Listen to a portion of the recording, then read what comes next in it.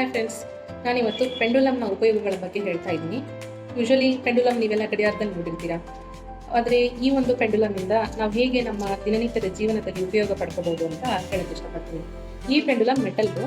So ಇಷ್ಟುದ chain ಇದೆ and ಕೆಳಗಡೆ ಇದು ಒಂದು ಚೂಪಾದ ತುದಿಯನ್ನು ಹೊಂದಿದೆ. ಈ ಶೇಪಲ್ಲಿದೆ.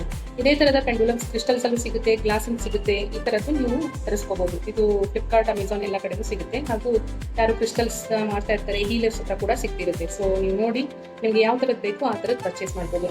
ಇದರ ಉಪಯೋಗ ಅಂದರೆ ನಾವು ನಮ್ಮ ಜೀವನದಲ್ಲಿ ಯಾವುದಾದ್ರೂ ಒಂದು ಡಿಸಿಷನ್ನ ತಗೊಳ್ಳೋಕೆ ಗೊಂದಲ ಇದೆ ಅಂದಾಗ, ಎಸ್ ಆರ್ ನೋ ಕ್ವಶನ್ಸ್, ಅಥವಾ ನಮ್ಮ ಜೀವನದಲ್ಲಿ ಏನೋ ಒಂದು ವಸ್ತು ಕಳೆದೋಗಿದೆ, ಅಥವಾ ಏನೋ ಒಂದು ನಮಗೆ ಗೊತ್ತಾಗ್ತಿಲ್ಲ, ಏನೋ ಒಂದು ಕ್ಲಾರಿಟಿ ಇಲ್ಲ.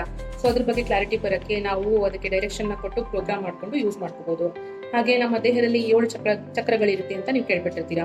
ಆ ಚಕ್ರಗಳ ಎನರ್ಜಿ ಹೇಗಿದೆ, ಬ್ಯಾಲೆನ್ಸ್ ಆಗಿದೆಯಾ, ಇಂಬ್ಯಾಲೆನ್ಸ್ ಆಗಿದೆಯಾ ಅಂತ ಹೇಳಿ ನಾವು ತಿಳ್ಕೊಬೋದು.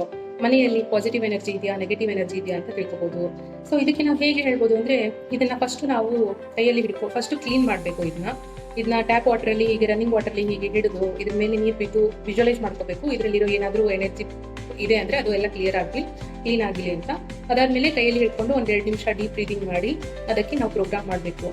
ಓಕೆ, ನನಗೆ ಈಗ ಪಾಸಿಟಿವ್ ಎನರ್ಜಿ ಇದೆ ಅಂದರೆ ಈ ಪೆಂಡುಲಮ್ ಕ್ಲಾಕ್ ವೈಸ್ನಲ್ಲಿ ತಿರುಗಲಿ ಹೀಗೆ ಅಂತ. ಹಾಗೆ ನೆಗೆಟಿವ್ ಎನರ್ಜಿ ಇದೆ ಅಂದರೆ ಇದು ಆಂಟಿ ಕ್ಲಾಕ್ ವೈಸ್ನಲ್ಲಿ ತಿರುಗಲಿ ಅಂತ. ಆಮೇಲೆ ಎಸ್ ಆರ್ ನೋ ಕ್ವಶನ್ಸ್ಗೆ ಎಸ್ ಅಂದರೆ ಹೀಗೆ ಮುಂದೆ ಹಿಂದೆ ಹೋಗಲಿ ಅಂತ ಹೇಳಬೇಕು.